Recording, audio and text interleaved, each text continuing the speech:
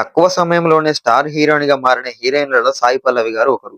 మలయాళం 'ప్రేమం' సినిమాతో ఇండస్ట్రీలోకి అడుగుపెట్టిన ఈ ముద్దుగుమ్మ తెలుగులో 'ఫిదా' సినిమాతో ప్రేక్షకులను ఆకట్టుకుంది.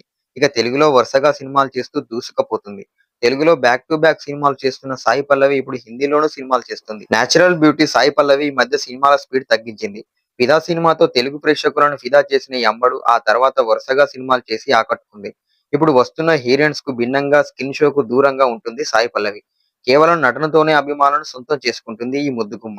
మలయాళ సినిమా 'ప్రేమం'తో పరిచయమైన సాయి పల్లవి తర్వాత తెలుగు, తమిళ్ భాషలో సినిమాలు చేసింది. ఇక తెలుగులో చివరగా 'విరాట పర్వం' సినిమా చేసింది. అలాగే తమిళ్‌లో 'గార్గి' అనే సినిమా చేసింది. ఆ తర్వాత చాలా రోజులు గ్యాప్ తీసుకుంది సాయి పల్లవి. ఆ టైంలో ఫ్యాన్స్ తెగ కంగారు పడ్డారు. సాయి పల్లవి ఇక సినిమాలు చేయదా? పెళ్లి చేసుకుంటుందా? అంటూ రకరకాల అనుమానాలు వ్యక్తమయ్యాయి. ఇక ఇప్పుడు సాయి పల్లవి కొత్త సినిమాలతో బిజీగా మారింది. అక్కినేని యంగ్ హీరో నాగ చైతన్యతో కలిసి 'తాండేల్' అనే సినిమా చేసింది. ఈ సినిమా ఇటీవల విడుదలై మంచి విజయాన్ని అందుకుంది. ఈ సినిమా మత్స్యకారుల జీవిత కథతో తెరకెక్కినది. ఈ సినిమాకు కార్తీక్ దండు దర్శకత్వం వహించాడు. ప్రస్తుతం బాలీవుడ్ లో సినిమా చేస్తుంది ఈ ముద్దుగుమ్మ. రామాయణం సినిమాలో సీతగా నటిస్తుంది. ఇదిలా ఉంటే ఇప్పుడు సాయి పల్లవి మరో తెలుగు సినిమాకు గ్రీన్ సిగ్నల్ ఇచ్చిందని తెలుస్తుంది. ఓ స్టార్ హీరోతో మూడోసారి జతకట్టనుంది సాయి పల్లవి. అలాగే తనకు 2 సూపర్ హిట్స్ ఇచ్చిన దర్శకుడితో ఈ సినిమా చేస్తుందని తెలుస్తుంది. ఆ దర్శకుడు మరెవరో కాదు, టాలీవుడ్ సెన్సిబుల్ డైరెక్టర్ శేఖర్ కమ్ముల. ఆయన దర్శకత్వంలో సాయి పల్లవి 'ఫిదా', 'లవ్ స్టోరీ' సినిమాలు చేసింది.